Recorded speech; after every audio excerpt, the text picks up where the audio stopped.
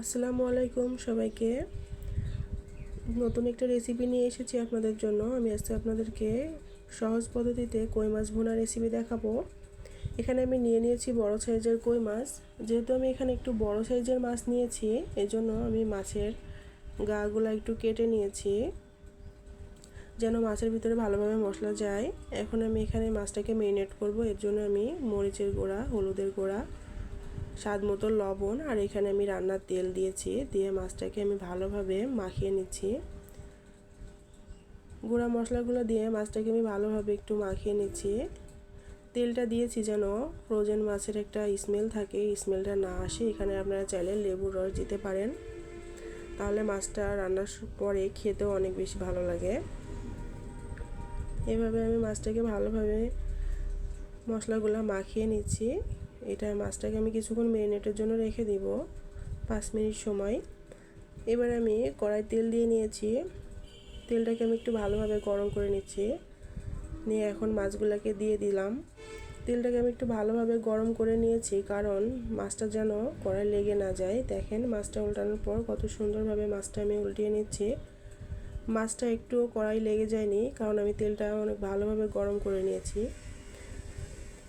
আপনারা যে কোনো মাছই ভাজার সময় অবশ্যই কড়াইয়ের তেলটা ভালোভাবে গরম করে নেবেন, তাহলে মাছটা লেগে যাবে না কড়াইয়ে। মাছটা উল্টানো অনেক ভালো হয়। এই যে আমি প্রথম ধাপে মাছটা ভেজে নিয়েছি, এরপর আমি দ্বিতীয় ধাপে আবার আমার মাছগুলোকে ভেজে নিচ্ছি। এভাবে এক পিঠ আমি একটু বাদামি কালার করে ভেজে নিচ্ছি, তারপর উল্টে দিয়ে আমি অন্য পাশটা আবার একটু ভেজে নিচ্ছি। এভাবে আমি সব মাছগুলোকে ভেজে নিলাম। আমার মাছ ভাজা হয়ে গেছে। এখন আমি বেঁচে যাওয়া তেলটার মধ্যে আরেকটু তেল অ্যাড করে আমার রান্নাটা শুরু করব। এখানে আমি তেলের মধ্যে দিয়ে দিচ্ছি 1 কাপ পরিমাণ পেঁয়াজ কুচি। মাছটা যেহেতু ভুনা হবে, এই জন্য আমি এখানে পেঁয়াজের পরিমাণটা একটু বেশি দিয়েছি। চাইলে আপনারা এখানে পেঁয়াজ বাটাও ব্যবহার করতে পারেন। আমি এখানে দিয়ে দিয়েছি 7-8টা কাঁচামরিচ মাঝখান থেকে ফালি করা। কাঁচামরিচগুলো দেওয়ার পরে পেঁয়াজের সাথে আমি একটু ভালোভাবে ভেজে নিচ্ছি। কিছুক্ষণ ভাজার পর আমার এখানে বেটে রাখা মশলাগুলোকে আমি অ্যাড করে দিব এর মধ্যে।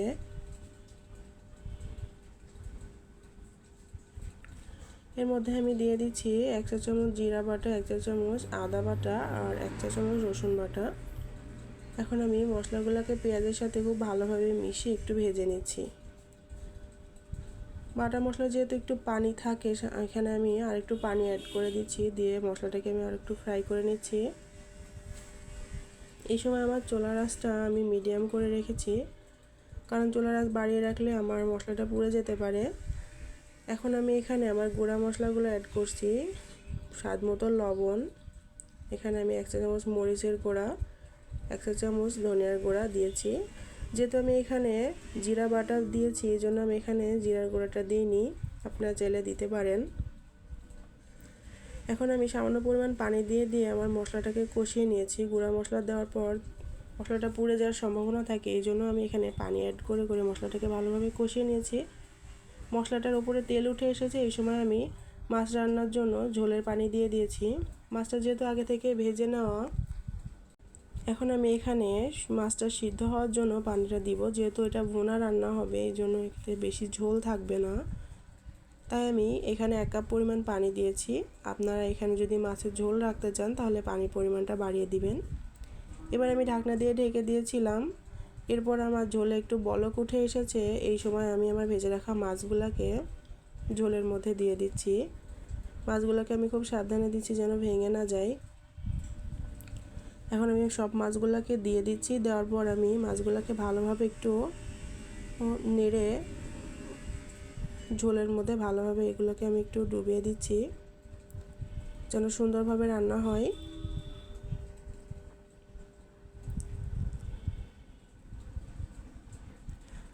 আপনারা চাইলে এভাবে রেসিপিটা বাসায় বানাতে পারেন, আশা করি ভালো লাগবে। খুব সহজে কই মাছ ভুনা করতে পারবেন, খেতেও অনেক বেশি ভালো লাগে এভাবে রান্না করলে। এই তো আমি আবার ঢাকনা উঠিয়ে একটু মাছগুলোকে উল্টিয়ে দিয়েছি, নেড়ে নিয়েছি। এর মধ্যে আমি আমার লবণটাও একটু চেক করে নিয়েছি, লবণটা চেক করতে ভুলবেন না। রেসিপিটা আপনারা বাসায় বানিয়ে দেখবেন, ভালো লাগবে। আর ভালো লাগলে আমাকে কমেন্ট সেকশনে জানাবেন। এভাবে 5-7 মিনিট ঢাকনা দিয়ে রান্না করার পর আমি চুলার জালটা মিডিয়াম অবস্থাতে রান্না করে নিয়েছি। অনেকটা ঝোল টেনে এসেছে। এখন আমি ঢাকনা উঠিয়ে মাছটাকে একটু নেড়ে নিচ্ছি। খুবই হালকাভাবে নেড়ে দিব।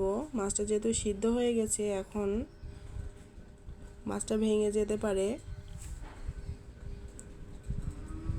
মাছটাকে আমি আরেকটু ঝোলটা শুকিয়ে নেব, কারণ এটা আমি ভুনা রেসিপি করব, খুব বেশি ঝোল রাখবো না। এই তো রান্না প্রায় শেষ পর্যায়ে। এখন আমি এখানে দিয়ে দিলাম 4-5টা কাঁচামরিচ। এটা একটা রান্নায় ফ্লেভার অ্যাড করবে। আপনারা এইভাবে রেসিপিটা বাসায় বানিয়ে নেবেন। এখন আমি মাছটাকে একটু না নেড়ে ভালোভাবে একটু কড়াটাকে একটু ঝাঁকিয়ে নিলাম, মাছটা যাতে ভেঙে না যায়। এই যে আমার মাছ রেডি হয়ে গেছে। খেতে অনেক মজা। আপনারা ভালো থাকবেন। আল্লাহ হাফেজ।